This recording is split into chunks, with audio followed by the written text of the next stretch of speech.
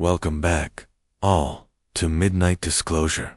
Tonight, we welcome you to sit back, close your eyes, and relax as we travel back into one of the most well-known and chilling enigmas in the history of UFOs. Roswell, New Mexico, 1947, a small, desert town that would become the hub of the world's most popular tale about aliens. A tale that has never really left us, as the darkness of night falls. You can't help but ask yourself, was it merely a weather balloon, as the government insisted?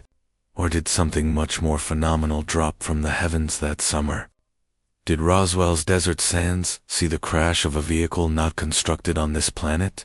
And were extraterrestrial bodies indeed recovered? Tonight, we'll explore the whispers, the testimony, and the fragments of truth that have echoed for more than 7 decades. This isn't just a story about Roswell. It's a story about secrecy, about control, and about the possibility that humanity had its first undeniable contact with beings from beyond the stars. So breathe deep, relax, and let's go back to where it all began. The New Mexican desert in July of 1947 was hot, still, and vast. Roswell was a small town, a ranching-based community, military outpost, and just generally sleepy American Southwest rhythms kind of place. But on the night of July 2nd, strange lights were spotted moving through the evening sky. Ranchers, farmers, and average families gazed up and saw things they couldn't account for: bright lights, unstable trajectories, abrupt changes of speed that no planes of the era should have been capable of. And then came the storm. Thunder boomed across the desert, lightning tore the sky apart, and somewhere north of town, something dropped from the sky. The following morning, a rancher by the name of Mac Brazel rode out to see to his sheep in the aftermath of the storm. What he found scattered across his pasture would set off one of the most famous controversies in modern history. Strange debris stretched across the land, metallic pieces that didn't look like any plane he had ever seen. Some were as light as paper but could not be cut or burned. Others were beams marked with odd symbols, purple and pink shapes, unlike any writing Brazel recognized. He collected some of the debris and took it into Roswell, hoping that someone could tell him what he had discovered. The sheriff phoned the Roswell Army airfield, and before long, military intelligence officer Major Jesse Marcel was on his way. When Marcel inspected the wreckage, he was amazed. This was no regular wreckage. The metal sheets bent like foil, but returned to their original form immediately. The beams, he remembered, were impossible to be heavy, but could not be broken. Holding them in his hand, Marcel knew that this was something new to human engineering then.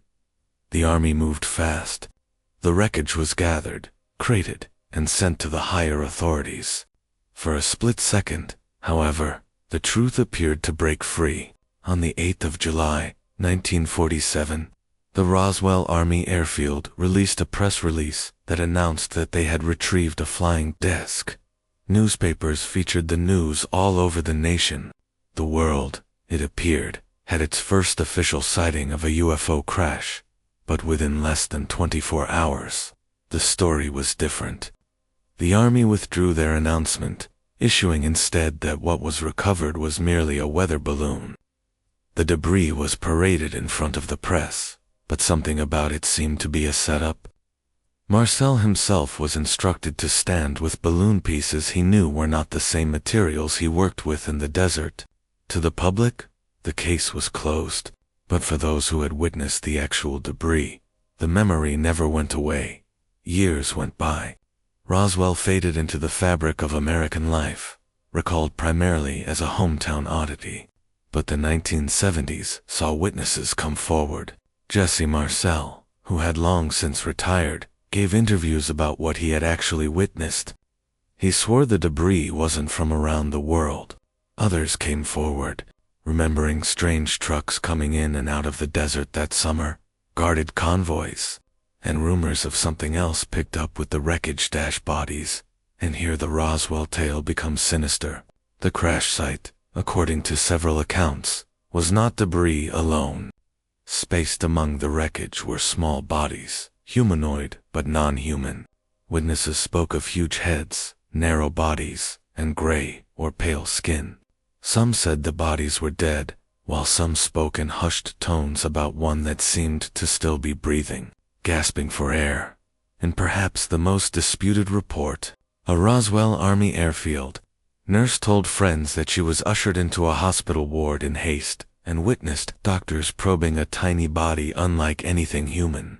She recalled large black eyes, a small chin, and such slender limbs that they appeared almost childlike. In her version, the body was sheeted and wheeled away and never seen again. The official answer stuck, a balloon, but in the privacy of their homes, rumors spread. Roswell residents' families remembered fathers and uncles who were coerced into silence, made to promise not to talk under threat of imprisonment. Others remembered suspicious encounters with military police who cautioned them never to mention what they witnessed. And yet, in spite of the silence, the truth escaped cracks. During the 1990s, the U.S. Air Force issued another explanation, Project Mogul, a secret balloon program used to track Soviet nuclear tests. They maintained that the wreckage was the result of this program, but for most researchers, the explanation arrived too late and too conveniently. The testimony of the debris, the whispers of bot, and the censorship at Roswell all pointed towards something much greater than balloons. Consider this. If it was really a weather balloon, why the initial report of a flying disc? Why the intimidation of witnesses into silence? Why the decades of changing explanations? The contradictions themselves sustained the intrigue. The Roswell legend is more than a one-crash affair. It's the dawn of an era. Decades following 1947 saw sightings skyrocket. Strange encounters were reported by military pilots. Radar operators monitored unidentified vehicles flying at impossible velocities. The Cold War had begun, but maybe there was another concealed war raging, a war to dominate the truth about what had come down from the sky. Some scientists believe that Roswell was the domino starter, that from that point on, recovered technology was reverse-engineered under cover programs. The sudden bounds in electronics and aviation in the 1950s and 60s are suspect.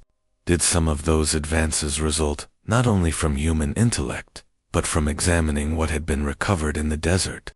Others maintain that the real story of Roswell is still hidden deep in vaults full of classified information, that what was discovered in 1947 was not merely a craft, but being's biological evidence of visitors from outside Earth.